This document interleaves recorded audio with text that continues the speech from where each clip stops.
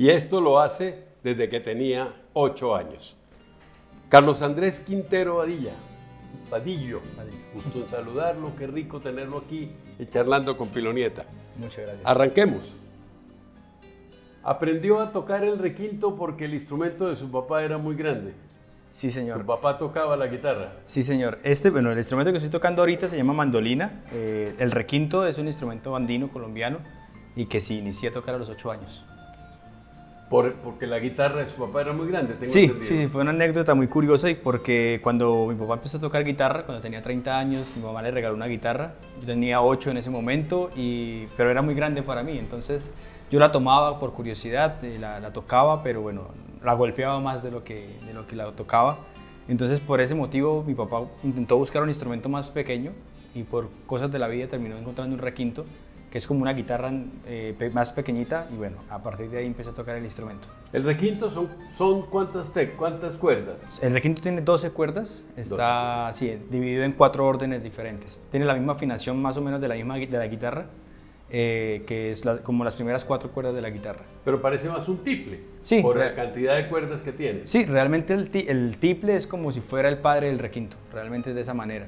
El tiple fue el que nació, viene de herencia española, de la vihuela española, y posteriormente la transformación al requinto, que bueno, históricamente se dice que el requinto nació como una intención de encontrar un instrumento melódico agudo que semejara también la voz de la mujer en las romerías que iban hacia Chiquinquirá, en toda la región de Santander, Boyacá y parte de Cundinamarca. Entonces por eso es un instrumento mucho más agudo que el tiple. Y es como tiene ese color como brillante y dulce a la vez. ¿Pudiéramos decir que el requinto es un instrumento autóctono colombiano? Sí, por supuesto. De hecho, el tiple es considerado el único instrumento original de Colombia y el requinto, por supuesto, al ser una variación del tiple, termina siendo igual. Bueno, ¿y cómo llega a la mandolina? Bueno, la mandolina es una historia bastante interesante porque es un instrumento que es italiano originalmente. De la ciudad de Nápoles, la mandolina napolitana, que es como la más famosa a nivel mundial. Y es un instrumento muy antiguo, de la misma fecha de creación del violín, pero con toda esa colonización que hubo en América, llegó a Venezuela, llegó a Brasil como el instrumento tradicional. La diferencia fue que en Colombia no llegó la mandolina, sino llegó la bandurria española. Por eso está la bandola andina. Entonces, al ser de Bucaramanga, de Zapatoca, toda esta región de Oriente muy cerca de Venezuela, pues toda la influencia de la música venezolana llegó a mi casa, a mi familia, a mis amigos músicos, y siempre crecimos como con ese instrumento que en estos países se utiliza de música tradicional de los países respectivos. Entra por Casanare. Por Casanare, pero también por Táchira. O sea, realmente la mandolina incluso es un instrumento más que de los llanos occidentales venezolanos, en ese caso, que serían los orientales colombianos, entra de la montaña, como si fuera el tiple realmente. Es un instrumento andino. ¿Por qué es curva? ¿Cuál es la razón para hacer curva? Bueno, esto sí es una cuestión muy histórica. Yo realmente no tengo muy claro el porqué la forma. Normalmente por lo que se hacían también de madera también, pero con el caparazón. Sí, señor. Exactamente. Ya cuando llegó a Venezuela, llegó a Brasil, se volvió plana como la guitarra. O sea, realmente ya fue una de las transformaciones que tuvo el instrumento en su momento. Igual que pasó con muchos instrumentos, como la vihuela, por ejemplo, que perdió algunas cuerdas, algunos órdenes y fue dando paso al tiple andino. ¿En su familia hay músicos? Sí, mi papá fue músico, él ya murió. Mi abuelo fue un músico, lo que llamaríamos un músico a la antigua, ¿no? Un músico tiplista, él inclusive alcanzó a tocar algunas veces con José Morales en algún momento. Pero era un músico que parrandero, pues de esos que se iba el viernes y llegaba el lunes. Entonces, mi abuela pues nunca quiso que mi papá y mis tíos hicieran música por esa razón. Entonces mi papá siempre tuvo esa afición, nunca la pudo cumplir hasta que cumplió 30 años y bueno, mi mamá le regaló su primera guitarra, que ahí fue que iniciamos los dos prácticamente a la vez. ¿Y empezaron los dos al tiempo? Sí, él inició antes y después ya con mi curiosidad de querer saber qué era la música y el instrumento como tal, inicié también con él. Entonces él fue realmente mi primer maestro, pero fue como casi una investigación de los dos, de saber como que él aprendía 2 cosas y me enseñaba a hacer 2 cosas y así pues íbamos como trabajando juntos. Y Manuel Eduardo, su hermano, se pega a ese combo. Mi hermano empieza la música más o menos a los 8 años también, en sus 8 años, que sería más o menos hace ya unos 14 años. Y entonces él entra a hacer música también porque siempre estaba con nosotros. Mi papá siempre quiso bueno, que los dos fuéramos siempre los músicos. Entonces él empezó a hacer tiple porque mi papá era tiplista y era como su fuerte. Yo seguí con la línea del requinto, tuve muy buenos profesores. En Zapatoca tuve un gran amigo que es profesor, que fue mi primer profesor. Y después fue a Bucaramanga, conocí a Gilberto Bedoya, otros grandes requintistas. Entonces mi línea siempre se fue por el requinto y el instrumento melódico, y mi hermano se fue hacia los instrumentos acompañantes, el tiple acompañante. Y los dos, usted con 17 y él con 14, se ganan el primer Mono Núñez. Sí, señor, eso fue una cosa bastante interesante porque realmente creo que hasta donde tengo entendido somos los más jóvenes en haber ganado el festival. En el 2009, este año 2019, estamos cumpliendo ya 10 años de haber ganado el Festival Mono Núñez. Yo volví 4 años después, en el 2013, y bueno, tuve la fortuna de haber ganado con el trío Macaregua, de aquí también de Bucaramanga. A los 21 años. A los 21. ¿Y por qué no llevó a Manuel Eduardo a ese segundo? Bueno, eso es una anécdota curiosa, y es que cuando nosotros ganamos el festival, dentro de las normas del festival se habla sobre como una cláusula de rechazo, y es que cada vez que un músico gana, no puede volver con la misma agrupación a concursar. Se supone que la agrupación gana y ya no vuelven más. Entonces, pero sí los integrantes de esa agrupación pueden volver en otros formatos diferentes. Cuando yo gané el Mono Núñez en el 2009, la Universidad Autónoma de Bucaramanga, que es mi alma mater, me dio la beca 100% para estudiar música en la universidad, gracias al rector de en ese momento, al doctor Alberto Montoya, y el decano, que era Chucho Rey.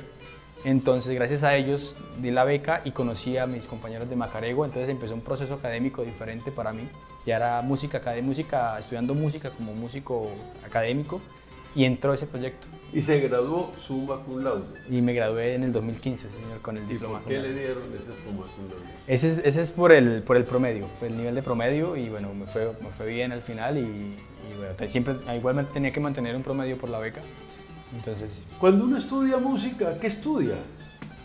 Realmente de todo. Eso es una cosa bastante importante para un músico profesional. Vemos de todo. Lo único que lastimosamente no se ve, y creo que para mí es una de las cosas más importantes y es una de las discusiones que hemos tenido, es el tema de marketing cultural y de trabajo de gestión cultural. Pero vemos de todo. Vemos historia de la música, vemos teoría, análisis, armonía, composición, arreglo, formas musicales. Entonces digamos que todo muy enfocado obviamente a la escuela pedagógica europea que llegó también académica. Hay varios profesores internacionales en las universidades aquí en Bucaramanga.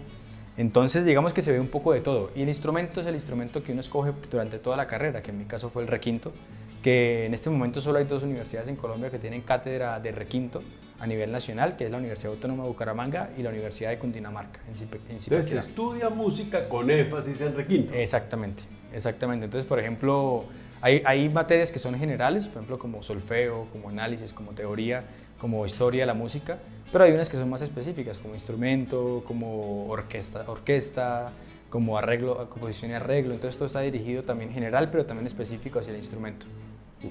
¿Y usted toca por oído, toca por nota o toca pues de las dos maneras? Tuve la fortuna de poder tener las dos escuelas. Al momento de inicié obviamente empírico con mi papá. La manera de montar las obras o las canciones era como ir a buscar un CD, esto me gusta, entonces era play stop todo el tiempo. Entonces como que iba uno repitiendo y haciendo la asimilación de las obras mediante la escucha. Ya posteriormente empecé a hacer teoría, y ya cuando entré a la universidad pues ya fue de otra manera. Ya cuando estuve en Francia ahorita los últimos 2 años, sí fue académico totalmente, que fue donde estuve estudiando mandolina en los últimos años. ¿Cuándo hizo su primera presentación pública como tal? La primera presentación fue hacia más o menos cuando tenía 10 años, 9 años quizás, en Zapatoca. Obviamente fue como el primer espacio cultural donde yo tuve la oportunidad de interactuar con un público. Eso fue en un concurso, recuerdo que fue en un concurso que se hizo a nivel local, de talentos locales. Y bueno, yo gané ese año el premio. Entonces fue como la primera vez, la primera obra que me aprendí, esa fue la que llevé a ese concurso, y bueno, ahí como que empezó la línea de festivales, de concursos, de todo este... ¿Y cómo venció el miedo escénico? Yo creo que uno de niño, al final como que eso no le importa, ¿no? Uno es muy relajado en ese tema. El que sí sufría o los que sí sufrían eran mis papás, porque siempre estaban, claro, o estaban conmigo en el escenario de mi papá o estaban abajo, después de con mi hermano, eran abajo como haciendo fuerza y todo. Pero uno al final ya de tanto tiempo estar, primero como niño uno no se preocupa por eso, y ya después de tanto estar en un escenario uno se acostumbra. Yo me acuerdo, por ejemplo, uno de los momentos así grandes, como difíciles en ese momento de miedo escénico, fue en un festival en Argentina, en el Festival Internacional de Música de Cosquín, que es como el más grande festival de folclore de Argentina, y fuimos a tocar, y cuando dimos la vuelta, porque eso es una tarima giratoria, habían más de 20.000 personas, entonces una cosa demasiado, o sea, no se veía al final, y ahí fue como, uy, o sea, como el momento más fuerte de cantidad de gente. Pero al final ya de tantos años estar uno ahí en un escenario, que la gente lo esté mirando a uno, escuchando, eso ya se pierde ese miedo. ¿Cuándo se vuelve periódica las presentaciones al público? ¿Cuándo deja de ser una afición y empieza a ser una profesión? Pues realmente una de las cosas importantes que me enseñó mi papá fue justamente hacer las cosas siempre bien hechas. Entonces, cuando empezamos con la música, primero obviamente fue una experimentación y fue como, bueno, está la guitarra, está el tiple, está el requinto, pues toquemos, a ver qué. Pero ya posteriormente, cuando ya se vio como un proceso fuerte, como una evolución, digamos que empezó ya la gente a llamar, a decir como, venga, yo quiero que el niño toque, bueno, todo esto. Pues mi papá siempre fue muy reacio a dejar que tocara donde fuera, o sea, él siempre fue muy enfático en que no podía, porque hay un gran riesgo de quemarse, digámoslo así. Y uno de niño pues está muy interesado es en ese tema de jugar, de ser infantil, o sea, en ese momento de los amigos.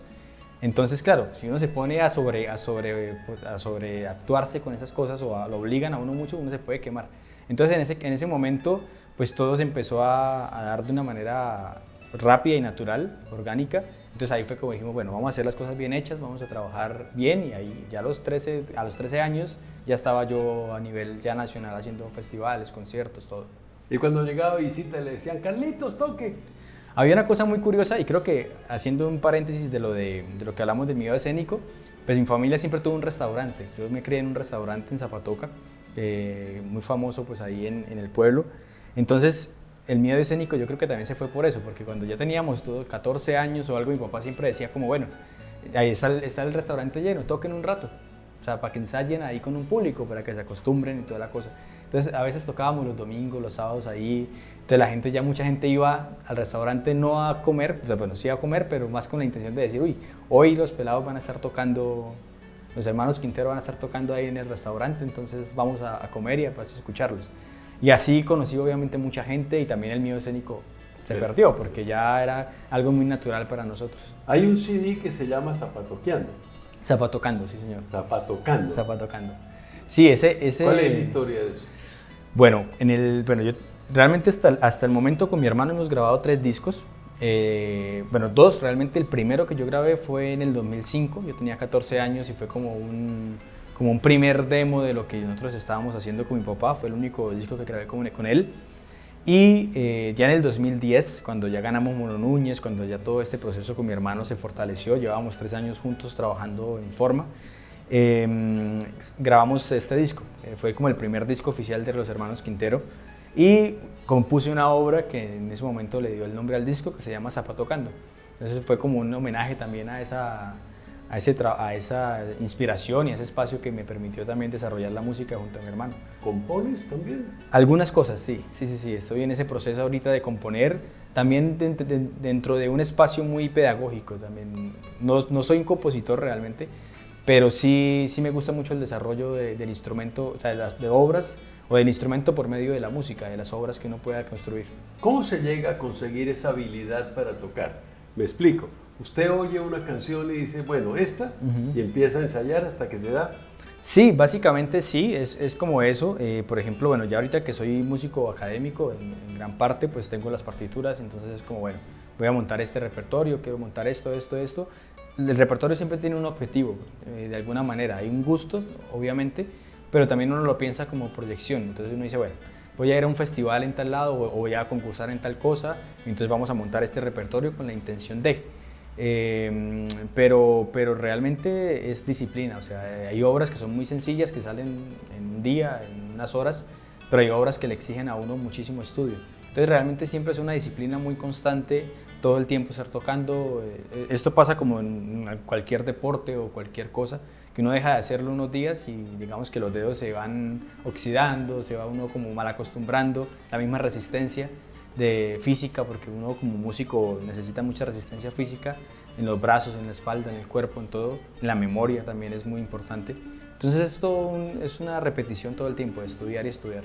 ¿Cuándo se ponen los dedos indoloros? La yema de los dedos con que puntea. Sí, eso es muy curioso ahora que estoy dictando clases a algunos amigos y a algunos chicos que a mí ya se me olvidó, porque eso fue ya hace 20 años prácticamente, porque después de los primeros meses obviamente duelen los dedos y todo, pero no dura tanto. Realmente lo que yo siempre les digo es, entre más estudien, más rápido les va a dejar de doler los dedos, porque es natural, es algo antinatural incluso, la presión, pero al final es muy, muy rápido, porque digamos que los dedos se acostumbran muy fácil y bueno, posteriormente ya uno después de tanto tiempo tocando ya no ¿Son hay... propensos los músicos de instrumentos de cuerda a sufrir del túnel del carpo? Sí, sí, por supuesto. De hecho, yo hace unos años tuve un episodio en la mano izquierda, que es como la mano ágil de tocar, justamente por eso. También fue un mal movimiento que hice y me terminó lastimando un poco el túnel, pero bueno, tuve que hacer unas terapias y unas cosas y bueno, nunca más volvió a molestar. Pero sí, también todo en exceso es malo realmente, entonces ahí hay que saber estudiar. O sea, uno puede hacer, ya cuando uno se acostumbra al instrumento y a ser maduro también para estudiar, uno lo que antes hacían 6 horas lo puede uno hacer en 1 hora, en 2 horas. Entonces ya uno se acostumbra a estudiar bien y le rinde mucho más el tiempo a uno. ¿Cuántas horas toca usted al día normalmente?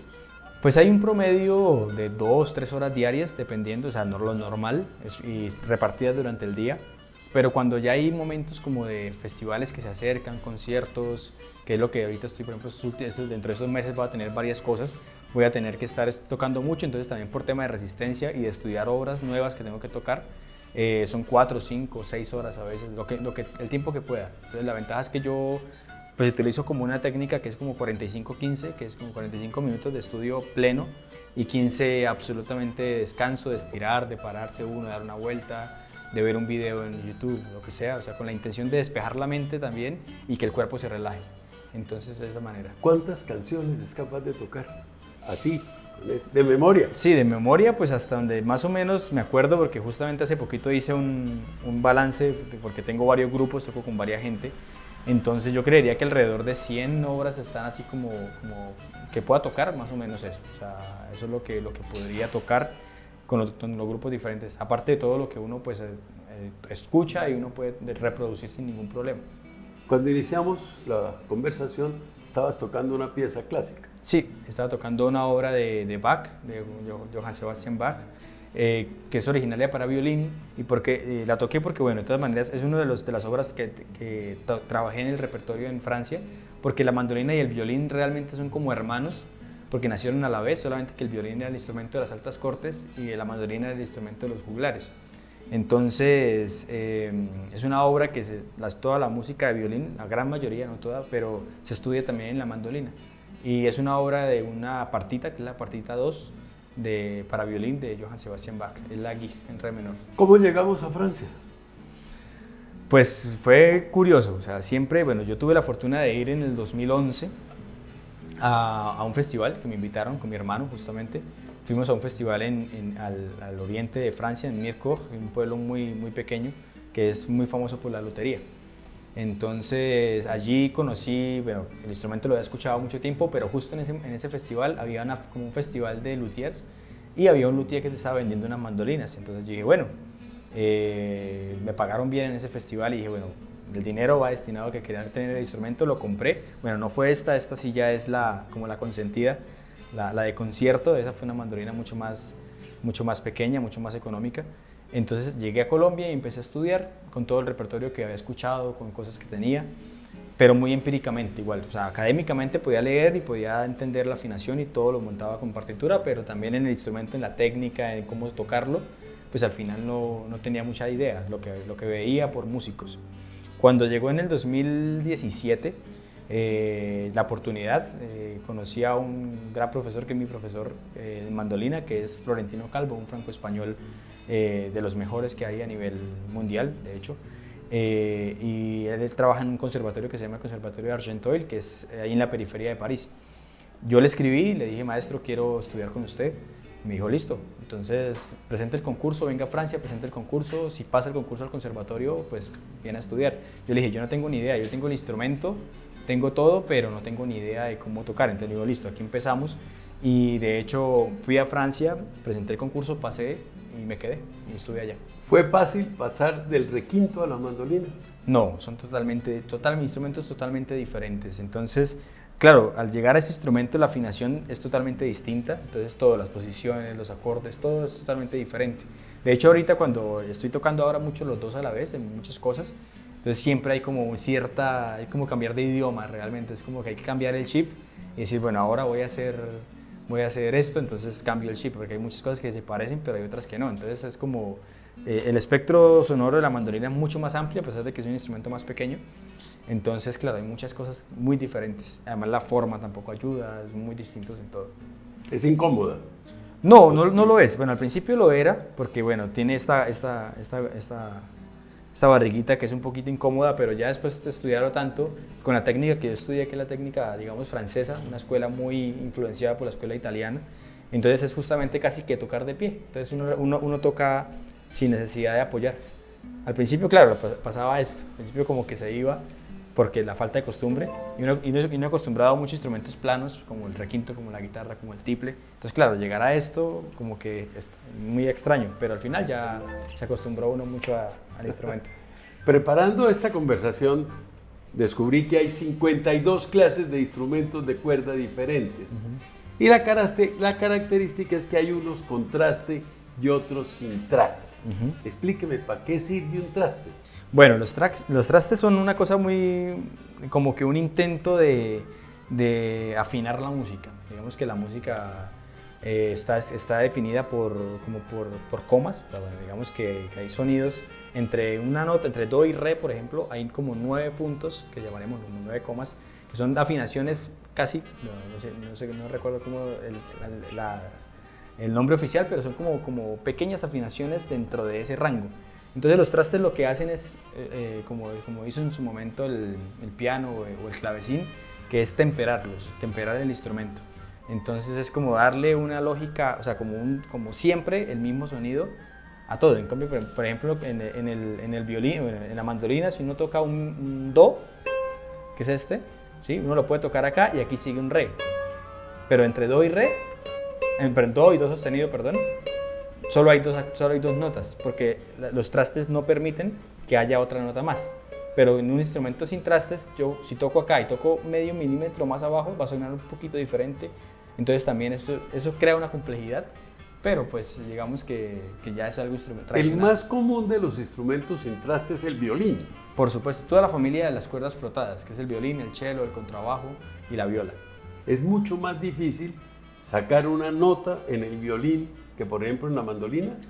Sí, pues no es que sea más, bueno, sí es más difícil realmente, porque al no haber trastes, por ejemplo, la mandolina tiene los trastes y tiene unos puntos de referencia que le permitan a uno saber en dónde. En cambio, en el violín no, el violín además es mucho más pequeño. Entonces, sobre todo cuando llega uno a notas tan agudas, por ejemplo acá, o sea, solo esto para el violín ya se vuelve milimétrico. Entonces hay que tener un oído muy fuerte, por eso dicen que instrumentos como el violín hay que estudiarlos desde los 3 o 4 años de edad, como para acostumbrarse a los sonidos y tener un oído muy específico y muy certero. Y en el violín está el violín, la viola, el cello y el violonchelo. El cello y el contrabajo. El cello y el contrabajo. El uno arranca en 70 centímetros y el otro termina en 1,90. Exactamente. En la mandolina pues realmente pasa lo mismo. Está la mandolina normal, que es esta, que sería como el violín. Está la mandola, que es el instrumento, es la misma mandolina, pero una octava más grave, es más grande. Está el mandochelo también y está el mando bajo. O sea, digamos que también la familia también existe. Entonces, digamos, hay orquestas de mandolinas en Europa que son en todo el mundo, porque la mandolina es un instrumento a nivel mundial tan famoso como el violín. Hay escuela en Japón, en Rusia, en Francia, Italia, Alemania, en Brasil, Venezuela, en Estados Unidos, y todas son diferentes. Por ejemplo, en Estados Unidos uno dirá, no, pero yo nunca la he escuchado. Pero si uno hace esto... Ahí salió el baño. Exacto, entonces está el banjo, está el violín, está la mandolina como instrumento tradicional de la música country en Estados Unidos. En Rusia, por ejemplo, el instrumento es la balalaika, también, que es muy tradicional, que hace parte de esos 52 instrumentos, pero la mandolina también está ahí con ella, ¿sí? Entonces digamos que de alguna manera siempre están ahí, la mandolina siempre está ahí, en todos lados. Un luthier es el que hace el instrumento. Es el que hace el instrumento, es el constructor realmente. El constructor del instrumento. ¿Qué hace que, por ejemplo, un violín de Stradivarius sea diferente a un violín que compra uno aquí en la plaza de mercado? Son muchas cosas realmente. De hecho, y pasa en todos los instrumentos, pero tiene que ver las maderas, tiene que ver el constructor, o sea, la maestría del constructor, la precisión, el profesionalismo.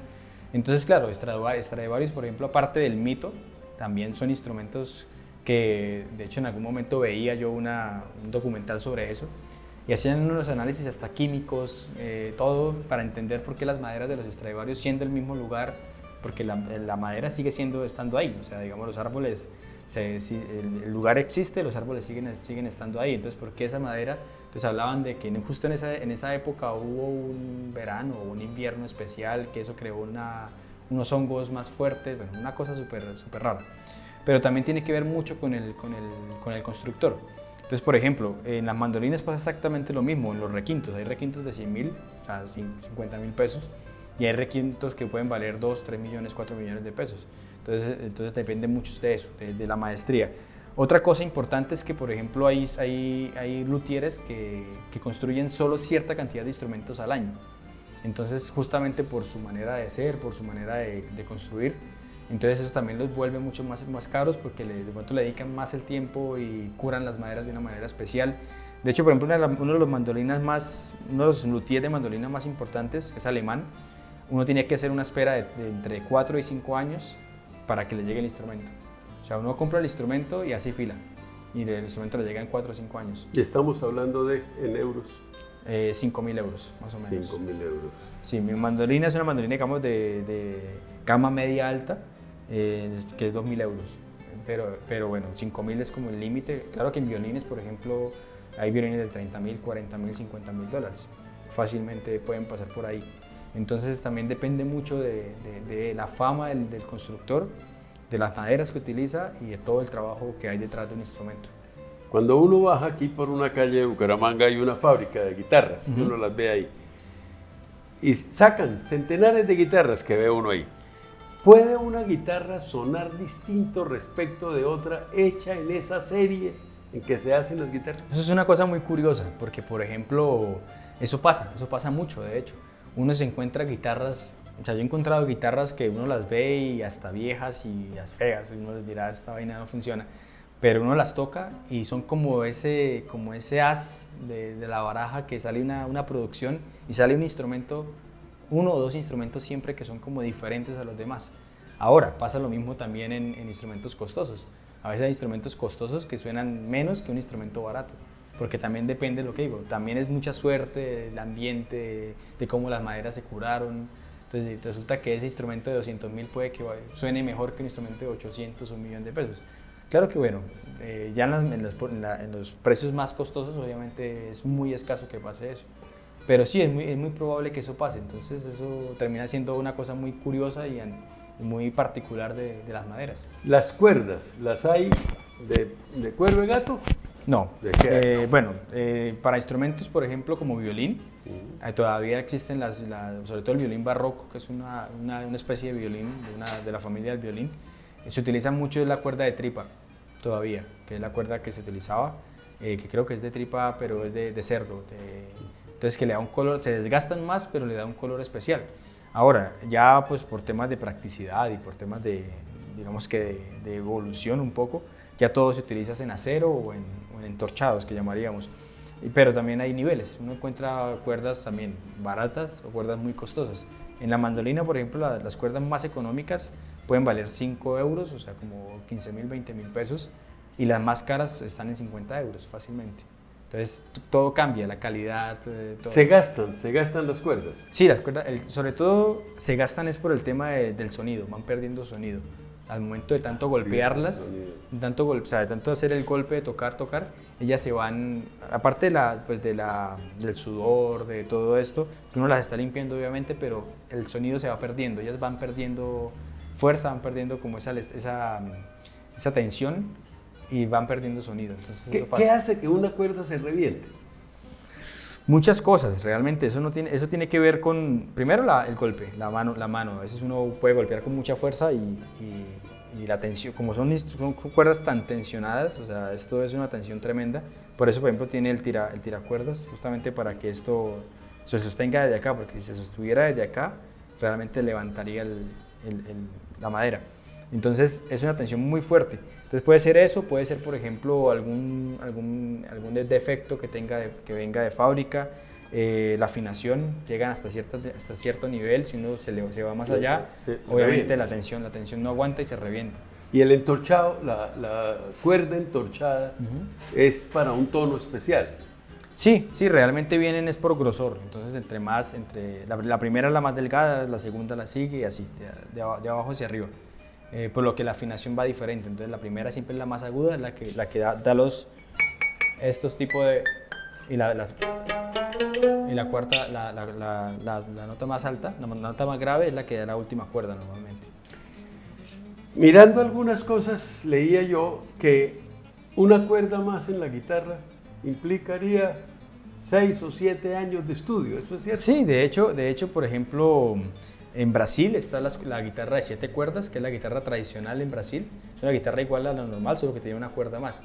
Y por ejemplo, en una entrevista que le hacían a Paco de Lucía, que bueno, gran guitarrista español, le decían, bueno, toque esta guitarra para que la pruebe. Él decía, no, yo no soy capaz de tocarla, pero sí es lo mismo, no es lo mismo, es otro instrumento totalmente diferente. Que tenga las primeras 6 iguales, pero implica que el instrumento es más grande, que aquí cambia todo, entonces es muy difícil. Que eso fue lo que me pasó a mí, de hecho, con el cambio de instrumento. Entonces yo llegué a la mandolina y fue como casi nota por nota, a pesar de que tenía la agilidad ya lista, los dedos para tocar lo que quisiera, ya el entender el instrumento era otra cosa totalmente diferente. Y aún hoy sigue siendo para mí mucha limitación en algunas cosas para el instrumento. ¿La mandolina se toca con la uña natural o se toca con...? No, se toca con el plectro, que es este cosito. Y normalmente, bueno, hay plectros para todo, la guitarra eléctrica, la guitarra jazz, todo. ¿Distinto? Sí, distintos, todos son diferentes. Entonces, por ejemplo, están los que son súper suaves, que se pueden doblar casi todo, y están los que son ya súper gruesos, inclusive hay unos de madera. En Estados Unidos hay mandolinistas que tocan con plectro de madera. Es un plectro grueso, o sea, realmente... Pero a su vez usted muéstrame la mano, usted a su vez... ¿tiene una uña fortalecida, sí, larga? Sí, claro, pero lo que digamos que en el trabajo que yo hago también de músico, toco tiple acompañante, pues como también el proceso de estudiar algunas cosas y demás, y ese sí es con las uñas. Y la guitarra, porque yo también estudié guitarra, pues, siempre he estudiado guitarra a la vez que instrumento como el requinto y la mandolina, pero como un instrumento armónico, como un medio para hacer otras cosas. Yo he tenido siempre una curiosidad. ¿Qué hace el director de una orquesta?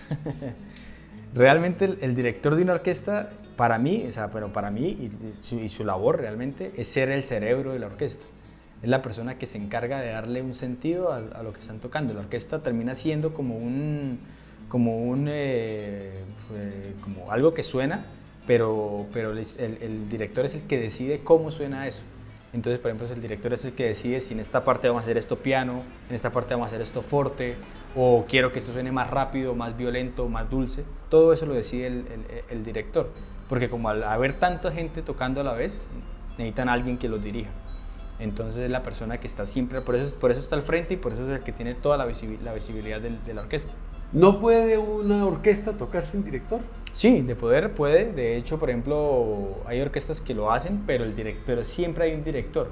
En este caso sería, por ejemplo, el primer violín, que es el que marca las entradas. O sea, digamos, puede estar tocando, el tipo puede estar tocando, puede que no haya nadie al frente, pero siempre hay alguien que está dando la pauta. porque es fundamental. Ya cuando uno está tocando solo, pues uno mismo es su propio director. El director decide si la pieza es rápida, si la pieza es lenta. Más o menos sí, es un poco eso, aunque digamos que las piezas ya tienen como una intención. El compositor dice yo quiero que esto sea rápido o lento, pero el director decide qué tan rápido o qué tan lento. Entonces, por ejemplo, yo he escuchado orquestas que son los mismos músicos, la misma obra, pero suena totalmente diferente con directores diferentes.